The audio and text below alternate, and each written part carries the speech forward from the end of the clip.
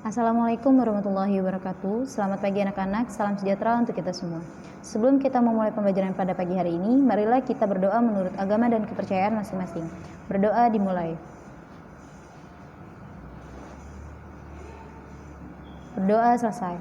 Baik, mari kita buka kembali pembelajaran minggu lalu tentang bab 1 materi ruang lingkup bidang keprotokolan,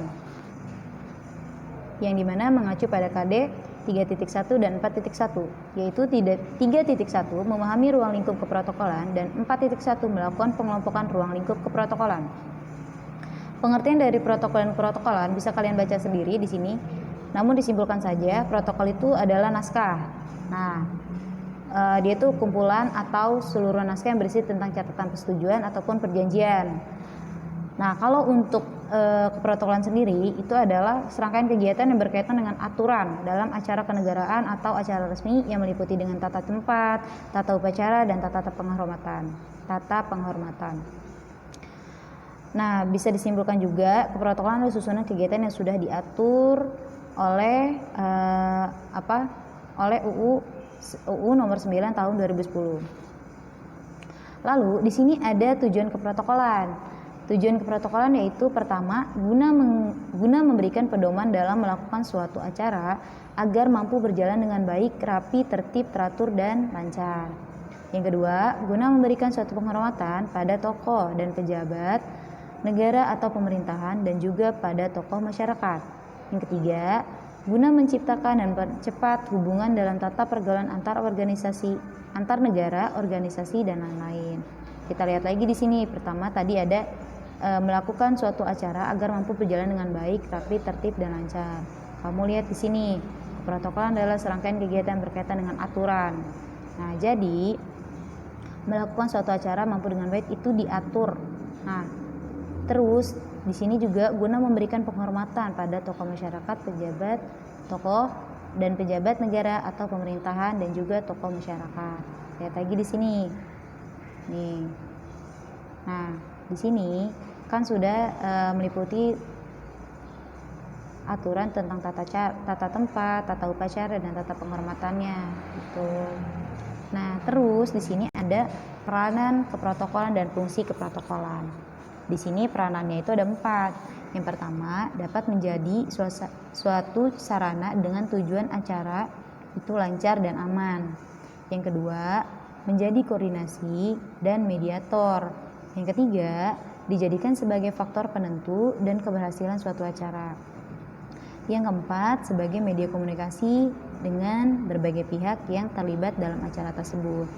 Nah, fungsi dari protokol tersendiri itu ada 6. Yang pertama, fungsinya tentang perencanaan. Maksudnya di sini, protokol memiliki fungsi untuk mengatur suatu acara yang akan dilaksanakan. Contohnya ada pemilihan tempat, waktu, situasi yang akan dilaksanakan acara tersebut. Nah, untuk yang kedua di situ ada fungsi pengorganisasian. Fungsi pengorganisasian yaitu mengatur dengan rinci mengenai anggota dari kepanitiaan yang terlibat dalam suatu kegiatan atau acara. Jadi kita tuh harus membuat panitia nih kalau kita mau membuat acara gitu. Karena kita nggak bisa kerja sendiri untuk. Nah, di sini ada peranan keprotokolan dan fungsi keprotokolan, yaitu peranannya terbagi menjadi 4. Bisa kalian baca ya. Yang pertama itu ada dapat menjadi suatu sarana dengan tujuan acara itu lancar dan aman. Yang kedua adalah menjadi koordinasi dan mediator. Yang ketiga, dijadikan sebagai faktor penentu dari keberhasilan suatu acara tersebut. Yang keempat, sebagai media komunikasi dengan berbagai pihak yang terlibat dalam acara. Nah, fungsi protokol tersendiri itu ada 6. Yang pertama, ada fungsi perencanaan, yaitu fungsi untuk mengatur suatu acara yang akan dilaksanakan. Nah, acara tersebut tuh terdiri dari apa aja sih? Pertama, kita harus pemilihan tempatnya, waktu, dan situasi yang akan dilaksanakan pada acara tersebut. Nah, yang kedua ada fungsi pengorganisasian. Pengorganisasian itu maksudnya gimana sih? Fungsi untuk mengatur dengan rinci mengenai anggota dari kepanitiaan yang terlibat dalam suatu kegiatan atau acara. Jadi kita tuh kalau mau buat acara harus buat panitia juga. Misalkan ada panitia dokumentasi, terus panitia konsumsi kayak gitu. Terus di sini ada fungsi penggerak. Nah, fungsi penggerak di sini maksudnya memiliki tugas sebagai pihak pengawas dan pendorong anggota yang terlibat dalam suatu kegiatan atau acara. Seperti ketua gitu ya. Nah, terus di sini ada fungsi pengawasan. Fungsi pengawasan apa sih? Nah, maksudnya di sini adalah sebagai alat untuk memberikan suatu pengamanan dan rasa jera bagi peserta kegiatan tidak mematuhi berbagai bentuk aturan. Seperti kayak fungsi pengaman gitu loh, kayak ada security ataupun ada polisi kayak gitu. Lalu dilanjut dengan fungsi pengkoordinasi. Nah, maksudnya di sini adalah protokoler memiliki tujuan untuk membentuk sikap kerjasama dengan kelompok bagi setiap anggota kelompok. Nah, maksudnya itu adalah tolong menolong. Terus kita tuh nggak bisa kerja sendiri karena kita tuh kerja sama tim. Nah, terus di sini ada terakhir adalah fungsi pengambilan keputusan. Nah, maksudnya di sini memutuskan berbagai hal yang memiliki kaitan dengan perencanaan suatu kelompok. Karena untuk menjalankan suatu acara itu tidak bisa mengambil keputusan sendiri, harus didasarkan berbagai pihak gitu loh. Jadi kita keputusan bersama gitu. Nah, lanjut ya. Di sini ada asas keprotokolan, jenis-jenis asas keprotokolan. Nah, ini kan dibagi menjadi 3. Nah, ini penjelasannya. Yang pertama, ada asas kebangsaan, yaitu keprotokolan pada dasarnya harus mencerminkan suatu watak dan sifat bangsa Indonesia yang dipengaruhi oleh kebinekaan dengan tetap menjaga prinsip NKRI. Nah, maksudnya di sini tuh kita harus mencerminkan watak. Watak itu apa sih? Sifat, karakter gitu. Terus watak itu juga lanjut. Di sini ada jenis-jenis asas keprotokolan. Nah, penjelasannya ada di sini ya.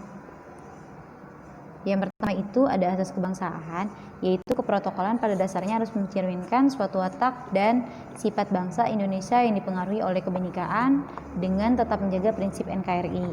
Maksudnya yang di sini watak itu adalah karakter ya, karakter. Terus yang kedua ada asas ketertiban dan kepastian hukum, yaitu keprotokolan harus mampu memberikan keadaan yang tertib dalam kehidupan masyarakat melalui kepastian hukum.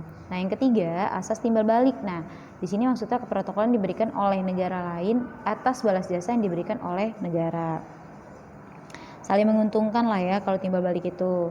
Nah, terus di sini kita lanjut ya. Nah, di sini ada ruang lingkup keprotokolan terbagi menjadi 2. Yang pertama itu jenis kegiatan umum atau kenegaraan. Yang kedua, jenis kegiatan bersifat perguruan tinggi. Nah, di sini ada nih jenis kegiatan umum kenegaraan. Udah saya kasih tahu ya. Pertama, itu ada upacara mendatangkan naskah kerjasama. Jenis ya. Ini tadi jenis kegiatan umum atau kenegaraan. Yaitu pertama, upacara mendatangkan naskah kerjasama. Nah, ini contohnya. Jadi upacaranya itu di dalam ruangan ya, nggak di luar ruangan. Yang kedua, ada upacara pelantikan dan serah terima jabatan. Ini juga ada di dalam ruangan. Nah, yang ketiga, ini ada upacara peresmian atau pembukaan gedung atau bangunan baru. Ini bisa dilakukan di luar ataupun di dalam ruangan, tergantung gedung itu sendiri.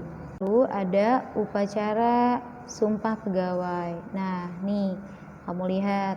Jadi pegawai-pegawai yang baru saja kerja di kementerian ataupun di pemerintahan gitu ya. Nah, ini sumpahnya seperti ini, di bawah Al-Qur'an gitu. Di atas. Terus jadi, nah sekarang kita ke jenis kegiatan yang bersifat perguruan tinggi atau universitas. Yang pertama itu ada upacara wisuda sarjana, yang kedua ada upacara disnatalis. Maksudnya di sini tuh disnatalis tuh berdirinya kampus tersebut ya.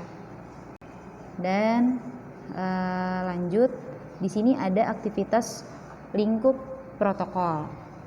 Yang pertama itu ada tata ruang. Yang pertama itu tata ruang, itu ada perangkat keras dan perangkat lunak.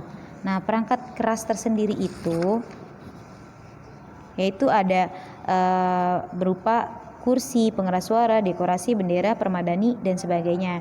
Nah, itu yang dibutuhkan dalam suatu kegiatan. Itu yang disebut dengan perangkat keras. Nah, kalau perangkat lunaknya tersendiri itu merupakan personil atau orang yang terlibat langsung dalam pelaksanaan kegiatan.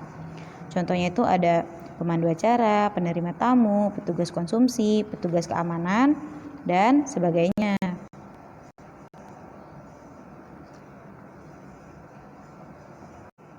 Nah, sekarang kita lanjut ke aktivitas lingkup protokol, yaitu ada tata ruang. Yang pertama itu ada perangkat keras dan perangkat lunak, yaitu perangkat keras yaitu berupa dengan kursi, pengeras suara, dekorasi, bendera, permadani, dan sebagainya. Jadi yang bisa dipegang ya. Dan yang kedua itu ada perangkat lunak. Nah, perangkat lunak itu ada penerima tamu, pemandu acara, petugas konsumsi, petugas keamanan, dan sebagainya. Nah, maksud dari perangkat lunak itu merupakan personil atau orang yang terlibat langsung dalam pelaksanaan kegiatan. Nah, kalau perangkat keras itu merupakan berbagai bentuk peralatan yang dibutuhkan dalam suatu kegiatan. Bisa disimpulkan bahwa tata ruang merupakan cara untuk mengatur ruang atau tempat yang akan digunakan sebagai suatu aktivitas atau kegiatan. Nah, di sini ada tata upacara.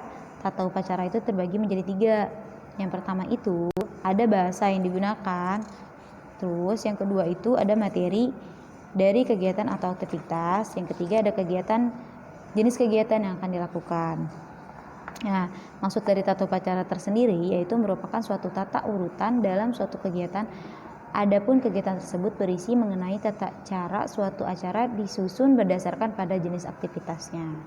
Begitu.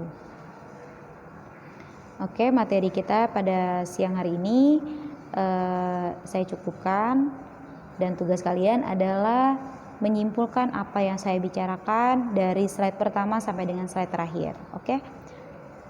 Linknya akan saya kirimkan untuk tugasnya. Wassalamualaikum warahmatullahi wabarakatuh.